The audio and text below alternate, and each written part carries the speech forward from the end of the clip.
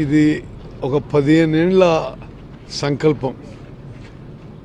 ఆనాడు ఆడ గుట్ట మీద గుడి ఉంది కదా, ఆ గుడికి చెందిన భూములు ఇవి.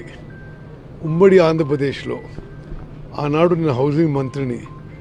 అయితే ఇక్కడ 110 ఎకరాలు దేవాలయ భూములని దేవాలయానికి ఆ రోజున్న మార్కెట్ రేట్ ఇచ్చేసి ఈ భూములు టేక్ ఓవర్ చేసి సగం ల్యాండ్ ఏమో ప్లాట్లు ఇచ్చినాము, ఈ సగం ల్యాండ్ ఏమో ఫ్లాట్స్ చేస్తున్నాం, అంటే సింగిల్ రూమ్ ఫ్లాట్స్. ఇది ఇప్పుడు ఒక్కొక్కటి పూర్తి అయిపోయిన తర్వాత ల్యాండ్ కాస్ట్ ఇప్పుడు ల్యాండ్ కాస్ట్ తీసుకుంటే ఒక్కొక్కటి 10 lakhs అవుతాయి. సివరేజ్, డ్రింకింగ్ వాటర్, ఎలక్ట్రిసిటీ పనులన్నీ వేగవంతంగా పూర్తవుతున్నాయి.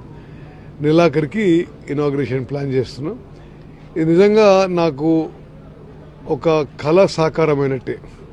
అంటే ఒక 15 ఏళ్ళ నుంచి కృషి చేస్తూ మధ్యలో 10 ఏళ్ళు టీఆర్ఎస్ గవర్నమెంట్లో నాకేదో క్రెడిట్ వస్తుందని చెప్పి ఇది నిర్లక్ష్యం చేసారు.